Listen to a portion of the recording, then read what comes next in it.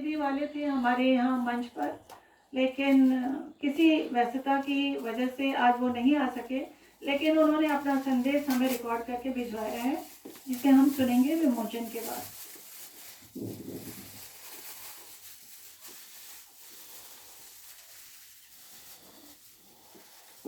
एक निर्गुण दूजे निर्गुण की नींव में बंधा, कभी अपने जीवन, कभी उसके जीवन, और कभी उसके लेखन के चमत्कारिक व्यू में उलझता चला जाता है, लेकिन उसे छोड़ नहीं पाता है, क्योंकि वह एक ऐसा पाठक है जो कहानियों से आगे बढ़कर लेखक में प्रवेश कर जाता है और लेखक के प्रति पाठक के लिए एक आदर्श छोड़ जाता है।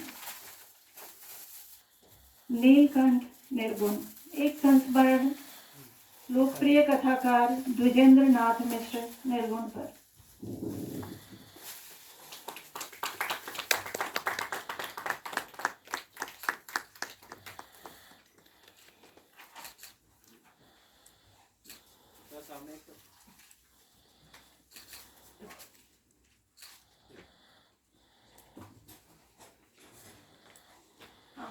माँ को ले लीजिए।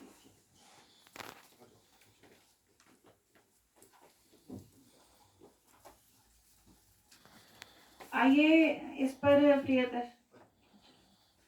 इन पर प्रियदर्शन जी ने जो एक संदेश हमें दिया है, वो बस कुछ मिनटों का संदेश है जो मैं अभी आप सभी से साझा करूंगी।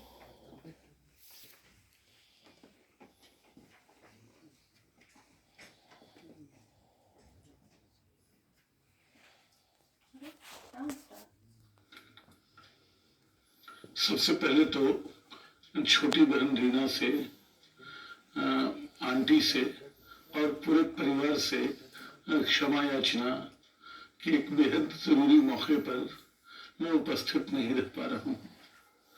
आज डॉक्टर शिवशंकर मिश्र की 6 किताबों का एक साथ लोकार्पण जो उनके न रहने के बाद हो रहा है, मेरे लिए एक साहित्यिक से ज्यादा एक निजी, एक भावनात्मक आयोजन है।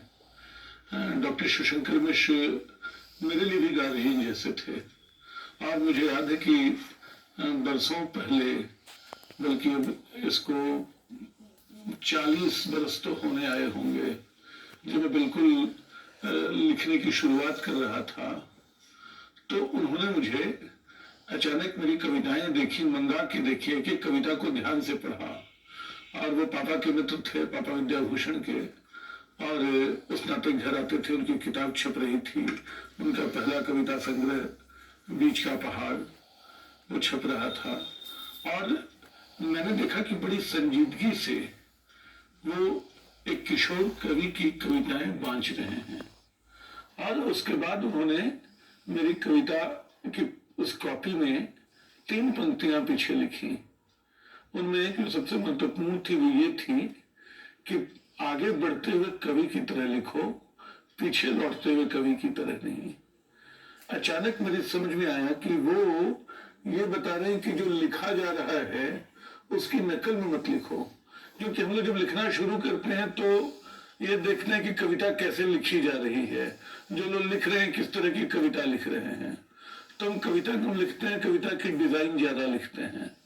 डॉक्टर शिवशंकर मिश्र संभवतः पहले व्यक्ति थे जिन्होंने मेरा ध्यान अनायास इस तरफ अपनी इस टिप्पणी से खींचा। आने वाले वर्षों में उनके लेखन, और वो लेखन बहुविध था, वो बहुत सारी विधाओं में काम करते थे। वो कविताएं लिखते रहे, मूल पहचान तो उनकी कवि की ही रही। उन्होंने कहानियां भी लिखी, बाद के वर्षों में गजलों पे बहुत काम किया, मतलब बल्कि गजलों के संपादन का, जिसकी से जुड़ी किताबें आज लोकार्पित भी हो रही हैं, वो काम किया। अपने समान धर्मा लेखकों के लिए अनुवाद का काम किया, और अपने से वरिष्ठ लेखकों के लिए पूरी किताब जो द्विजेंद्र नाथ मिश्र निर्गुण पे तैयार है, वो ये सारा बताता है कि वो कितने बड़े दायरे के लेखक थे। वो मुजफ्फरपुर में कभी रहे थे और वहां से रांची को उन्होंने अपना घर बनाया था। और जो चीज वो बहुत सजग अध्येता और वक्ता दोनों थे।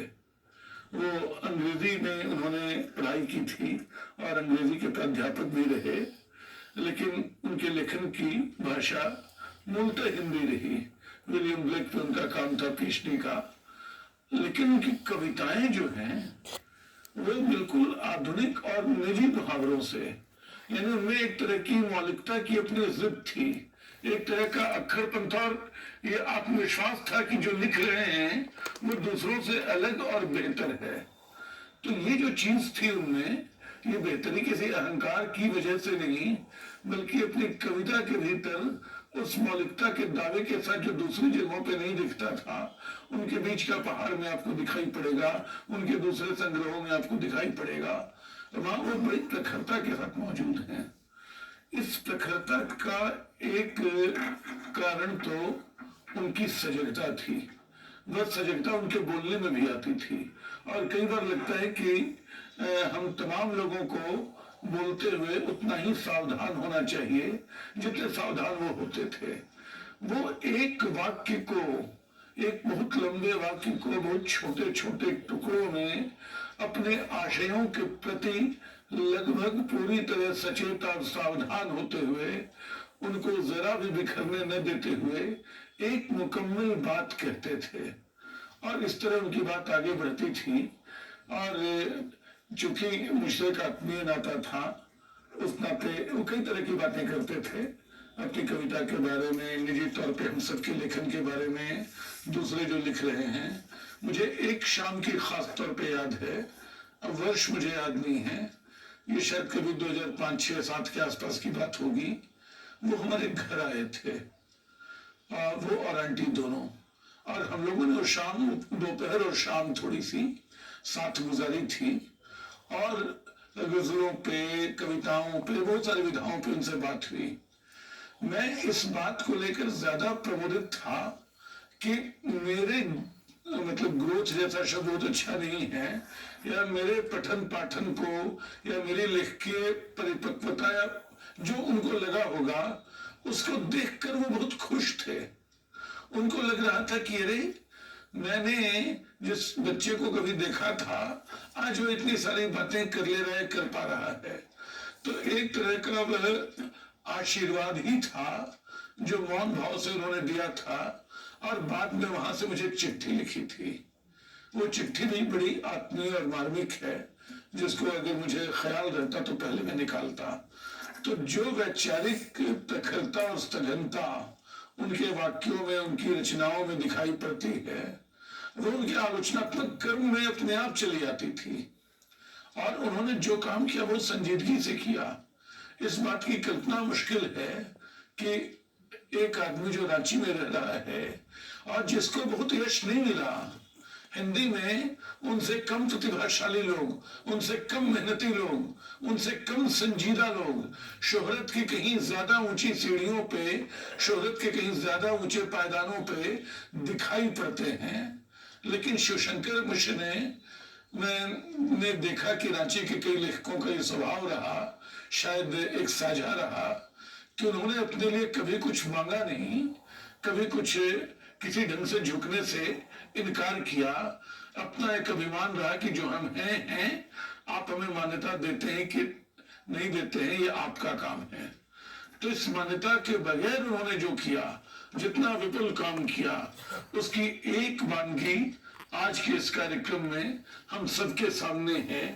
मैं यहाँ उपस्थित होता तो अपने आप को ज्यादा लाभान्वित पाता, और वाकई मुझे अफसोस नहीं बल्कि दुख है निजी तौर पर कि मैं इस आयोजन में शामिल नहीं हूँ। लेकिन आप तमाम लोगों का जो इसमें आए हैं और इस अवसर के भागीदार हैं, मेरा तहे दिल से शुक्रिया, मेरा तहे दिल से धन्यवाद।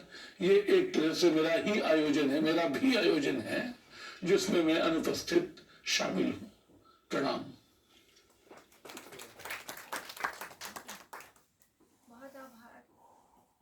बहुत आभार प्रियदर्शन भैया का, जो आते तो सचमुच हमारा कार्यक्रम और भी बढ़िया होता, लेकिन नहीं आ सकने और व्यस्तताओं के बावजूद उन्होंने अपना संदेश हमें भेजा है। और मैं सुनकर यही समझ रही थी कि अभी तक या डॉक्टर जोशी हो या प्रियदर्शन जी हो, सब सबके विचार में पापा का जो व्यक्तित्व उभर कर सामने आ रहा है वो बिल्कुल एक तरह का है। वो बहुत संजीदगी से लिखते थे, दुनिया उसे महत्व दे ना दे इसकी बहुत ज़्यादा चिंता नहीं किया करते थे। और अब हमारे अगले चौथे पुस्तक पत्रहीन नग्न गाज की बारी है। स्वर्गीय डॉक्टर शिवशंकर मिश्र जी की 4 भाषाओं पर बहुत तगड़ी पकड़ थी, हिंदी, अंग्रेजी, भोजपुरी और मैथिली। भोजपुरी और मैथिली दोनों ही हमारी मातृभाषाएं हैं और इन चारों भाषाओं में ही उनकी किताबें पहले भी प्रकाशित हो चुकी हैं, हिंदी, अंग्रेजी और मैथिली और भोजपुरी। और यहाँ बैठे अधिकांश लोग जानते ही होंगे कि पत्रहीन नग्न गाज बाबा नागार्जुन की मैथिली कविताओं का संग्रह है। और ऐसा हुआ एक बार हमारे रांची निवास पर बाबा नागार्जुन के छोटे पुत्र श्रीकांत मिश्र जी आए थे और उन्होंने ही ये प्रस्ताव रखा कि आप इन कविताओं का अनुवाद तैयार करें और मैं उसे प्रकाशित करूंगा। लेकिन किसी कारणवश वो सारी चीज़ ये पुस्तक अनुवादित तो हुई लेकिन प्रकाशित उस ढंग से नहीं हो पाई और उसके बाद आज ये अपने परिपूर्ण होकर प्रकाशित होकर आज हमारे सामने है और इसका विमोचन हम करने जा रहे हैं। इस पर भूमिका की जिम्मेदारी मैंने श्री मदन कश्यप जी को दी थी और उन्होंने भी, मेरे लिए खुशी की बात है, शायद पापा का संबंध हो, व्यवहार हो या जो भी उनका व्यक्तित्व जिनके साथ उनकी स्मृतियाँ जिनके साथ बनी हुई हैं, जिससे भी जो भी मैंने बोला उन्होंने उसको स्वीकार किया और उस काम को करके दिया। तो मेरे लिए खुशी की बात है कि पापा की जो अपनी भूमिका थी और बाकी चीज़ें हैं उसके अलावा मदन कश्यप जी ने इसमें भूमिका लिखी और आज वो हमारे साथ मौजूद हैं।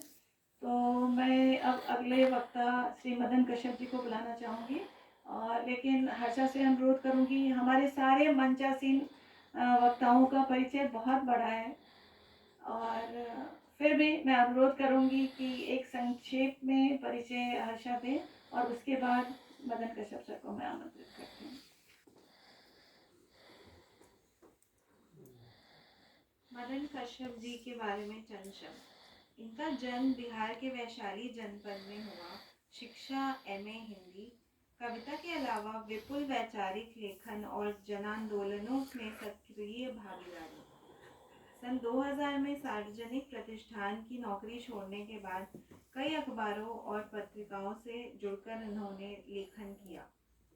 आधुनिक हिंदी साहित्य में कविता, आलेख, आलोचना से अपनी गंभीर व सामाजिक सियासी विषयों पर सार्थक वैचारिक उपस्थिति से विशिष्ट पहचान बनाने वाले कवि हैं मदन कश्यप जी। उन्होंने अपने बेहद चर्चित काव्य संकलनों लेकिन उदास है पृथ्वी, नीम रोशनी में, कुरूज, दूर तक चुप्पी, अपना ही देश के अलावा मतभेद, लहूलुहान लोकतंत्र और राष्ट्रवाद का संकट नामक आलेख संकलनों में खास पहचान बनाई। Doordarshan Sahitya Akademi, Akashvani, National Book Trust, Hindi Akademi और साहित्य आज तक के आयोजनों में वक्ता और कवि के रूप में सक्रिय भागीदारी निभाई है। अपने कवि कर्म के चलते नागार्जुन पुरस्कार, केदार सम्मान, शमशेर सम्मान और बनारसी प्रसाद भोजपुरी सम्मान से सम्मानित मदन कश्यप जी फिलहाल कविता, राजनीति, इतिहास, जनांदोलन, आदिवासी और शूद्र चिंतन धारा के अध्ययन के अलावा भारतीय ज्ञानपीठ के फेलोशिप के तहत मखली गोसाल के जीवन पर आधारित उपन्यास लिख रहे हैं। हाल ही में उनका कवि संकलन पनसोखा है इंद्रधनुष नाम से आया है। साहित्य आज तक ने इस प्रखर कवि से उनके जन्मदिन पर लंबी बातचीत की। मैं आमंत्रित करना चाहूंगी मदन कश्यप जी को चंद शब्द। मैं सुश्री अस्मिता से अनुरोध करूंगी कि वो आए सारी पुस्तकें लेकर। पत्रहीन नग्न गाज पहले लोकार्पण के बाद मैं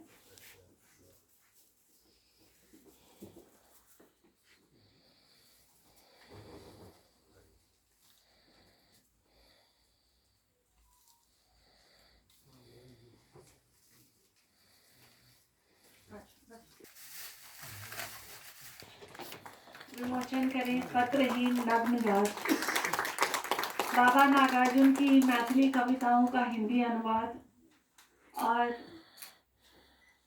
मैथिली कविताएं सभी नहीं समझ सकते, तो एक योगदान के रूप में ही माना जाएगा कि बाबा नागार्जुन की वो कविताएं जो हिंदी के पाठक ना समझ पाए, उनके लिए वो हिंदी अनुवाद उपलब्ध कराया है उन्होंने।